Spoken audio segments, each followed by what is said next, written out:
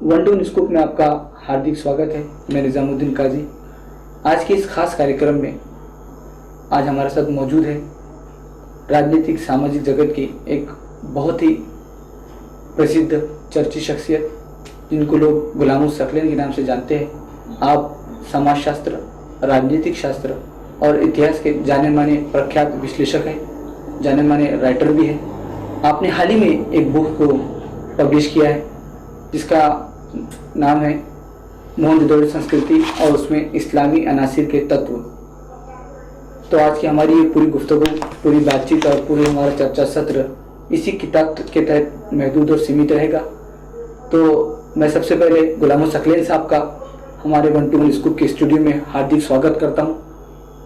गुलाम सकलैन साहब, आपका हार्दिक स्वागत है। शुक्रिया। गुलाम सकलैन साहब, ये बात अक्सर कही गई है और ये बात अक्सर हमारे विचारवंतों की तरफ से आई है कि सभ्यता जो संस्कृति होती है वो किसी भी कौम का उस पर अस्तित्व निर्भर करता है, किसी भी कौम का अस्तित्व निर्भर करता है।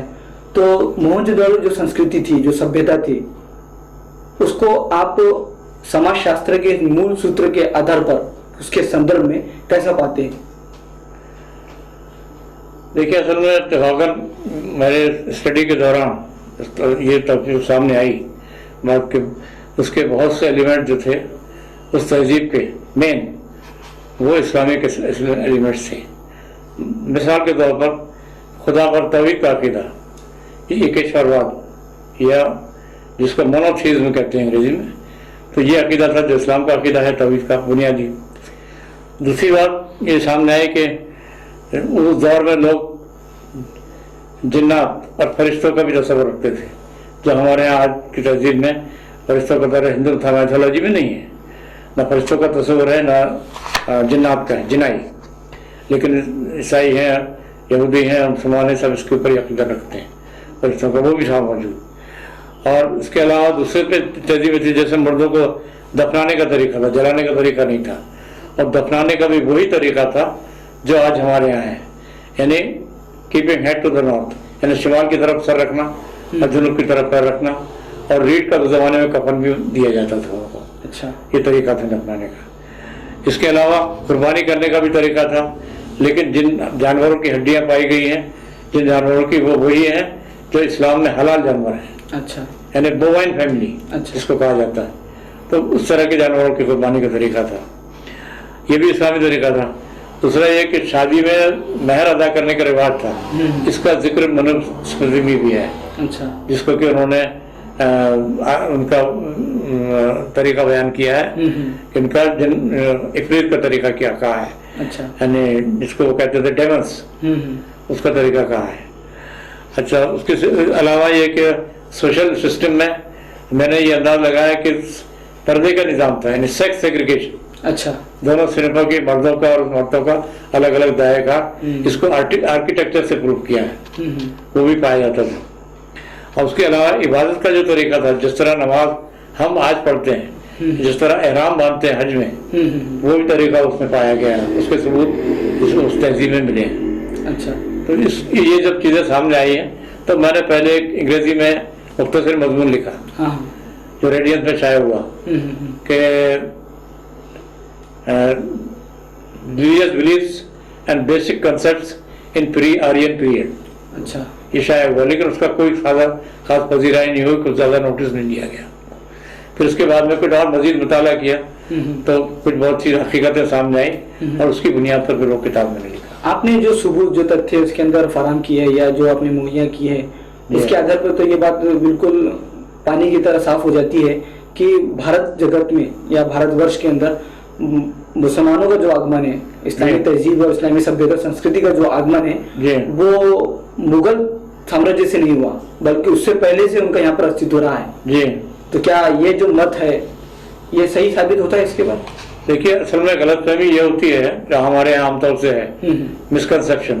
तो ये है कि इस्लाम एक नया दीन है, नया मजहब है जो हजरत मोहम्मद सल्लल्लाहु अलैहि वसल्लम ने अरब में पेश किया, और ये बात सही नहीं है।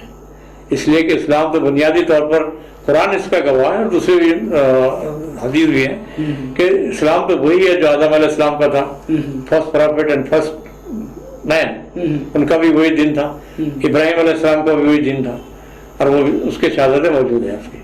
इसलिए कि हम हज करने जाते हैं, उसमें तो ज़्यादातर सुन्नत इब्राहिम अलैहिस्सलाम की है। अच्छा। एहराम बांधने का जो तरीका है हज में, दरमियाना कंधा खुला रखना, सर खुला रखना और हाथ इस तरह नमाज में बांधना, ये सब तरीका भी वही है।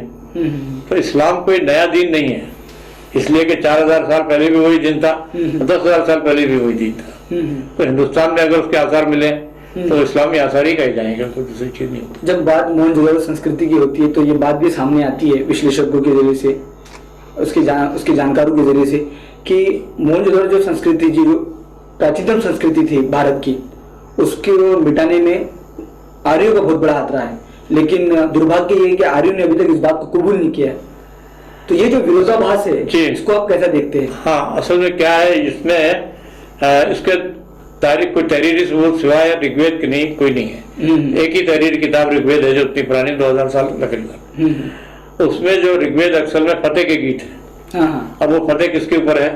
मुकामी आबादी पर, आर्यों के फतेह। अच्छा। और दूसरे जो आर्कियोलॉजिकल फाइंडिंग्स है, तो उसमें ये बात साबित हो गई है कि उस तहजीब को आग और पानी दोनों तरीके से तबाह किया गया। आग से भी तबाह किया गया और पानी से भी तबाह किया गया, उसके आसार मौजूद है। तो ये इसके आधार पे कहा जा सकता है कि असल में आर्य लोग जो थे वही लोग उसके क्रूसेडर्स है, उन्हीं लोगों ने उनको तबाह ताराज किया है। बिल्कुल, उन्हीं लोगों ने पूरी तहजीब को बर्बाद किया। बिल्कुल, आर्य लोगों ने किया है, इसलिए कि वो लोग अगर से सिविल साइंस में बहुत ज्यादा तरक्की याफ्ता थे, लेकिन वारफेयर में तरक्की याफ्ता नहीं थे। आर्य लोग तो होड़ से, ये तो हमलावर थे, उन्होंने उनको तबाह किया हर तरीके से जैसा मुमकिन हो सका, तहजीब को खत्म किया। और उसकी जगह फिर वो नस्ली बर्तरी पर एक निजाम उन्होंने हिंदुस्तान में राइज किया। अच्छा। जो भी निजाम उन्होंने शुरू किया उसकी बुनियादी नस्ल परस्ती थी। अच्छा, वर्ण व्यवस्था थी। वर्ण व्यवस्था वो मतलब उस नस्ल परस्ती के लिए की गई।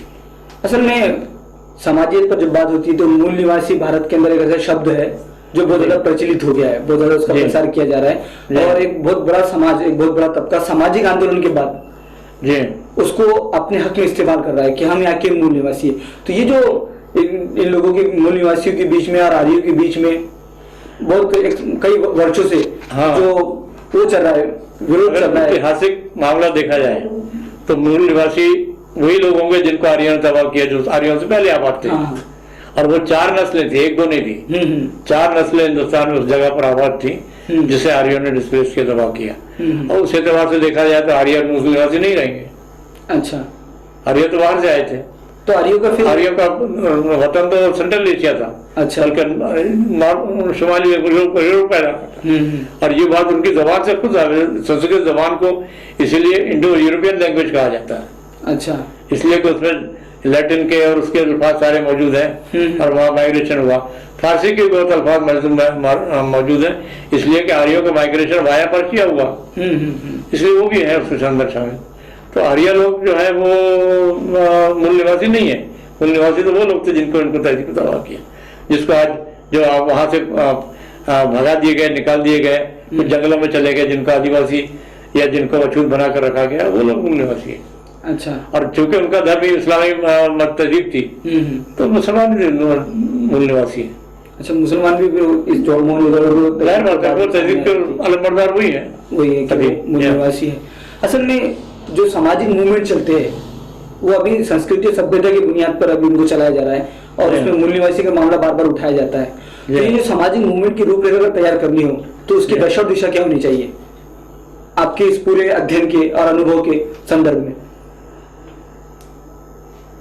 होना तो ये चाहिए कि कदीम जो तहजीब थी उसकी जो बेहतरीन चीजें हैं उसको लिया जाए, जो हमारे सामने आ गई, जो तथ्य आ गए उसको अडॉप्ट किया जाए और उसके बेस के ऊपर फिर आगे तो सामाजिक उसकी निज़ाम तरतीब दिया जाए। ये नहीं होना चाहिए कि उस तहजीब को खत्म करने वालों का निज़ाम जो है नाफिज कर दिया जाए और वो नस्ली बुनियाद पर वो जो तहजीब नस्ली बुनियाद पर नहीं थी। मोहनजोदारो में जो लोग पाए गए तहजीबी 4 नस्लें पाई गई। अच्छा। तो इसका मतलब ये कि वहाँ नस्ली इत्तेहाद नहीं था और इत्तेहाद था। और मेरा ये कहना है कि वो इत्तेहाद बगैर एक खुदा पर यकीन किए हो और एक दिन पर कायम हुए कायम नहीं हो सकता। और इंसाफ वो बराबरी सबसे बड़ा उसूल था उसमें बराबरी का। अच्छा। अगर बराबरी नहीं होगी तो इंसाफ नहीं होगा, इंसाफ नहीं होगा तो अमन नहीं होगा और अमन नहीं होगा तो तरक्की नहीं हो सकती। अच्छा, ये बताइए, आपकी समाज के अंदर एक आमूलचूल परिवर्तन लाने के लिए, भारत को समृद्ध, संपन्न और खुशहाल बनाने के लिए, ये जो सामाजिक और समाज के नाम पर, जात के नाम पर, धर्म के नाम पर जिस तरह विरोधाभास स्थिति बनी हुई पूरे भारत के अंदर, तो क्या लगता है आपको कि भारत का भविष्य बहुत ज्यादा उज्जवल है उसके संदर्भ में? ऐसा अगर जो तकसीम चल रही है हमारे यहाँ, जिस तरह का निजाम चल रहा है, इसमें तो कोई मुस्तकबिल में कोई रोशन नजर नहीं आता। रोशन मुस्तकबिल उसी तरफ नजर आएगा जब हम वो उसी कदीम तहजीब की तरफ पलटे जो यहाँ पहले भी थी और जिसको आज हम इस्लामी तहजीब कहते हैं। ये हमारा मूल वो होना चाहिए।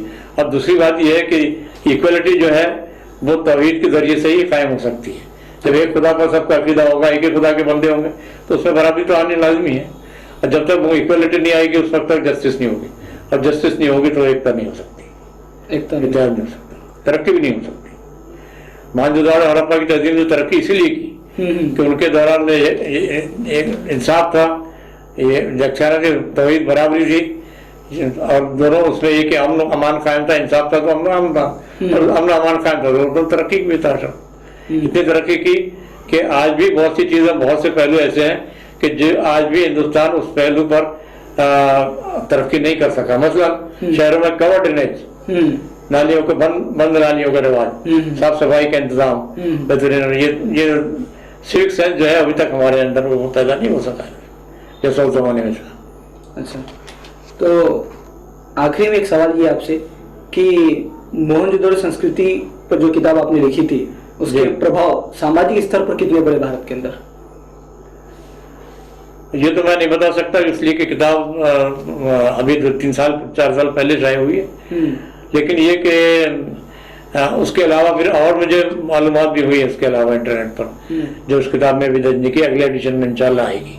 मसलन ये कि नमाज का जो तरीका हमारे यहाँ है वही तरीका उस जमाने में था। अभी तक तो ये लगा कि दाढ़ी रखी हुई है, मुझ तराशी हुई है, अच्छा। जो हमारे सुन्नत तरीका है।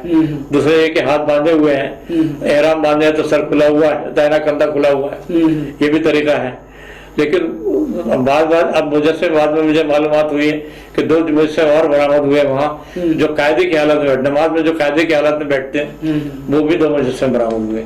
उनकी भी दाढ़ी है, मुँह तराशी हुई है, यानी वो भी उसी अंदाज में जैसे कि आज हम नमाज पढ़ते हैं, तो इबादत का भी तरीका था। समाज में अमन अमान और सुख शांति लाने के लिए एक ही शुरुआत को कबूल करना निहायत जरूरी है। ये थे गुलाम सकलैन साहब, जो हमारे साथ में मोहनजोदड़ो संस्कृति और उसकी हकीकत पर अपने विचार रख रहे थे। अब मुझे दीजिए इजाजत, फिर मिलेंगे किसी एक नई शख्सियत के साथ, उसकी उपलब्धियों के साथ, उसकी सौगातों के साथ। जब तक के नमस्कार, आदाब, शुक्रिया।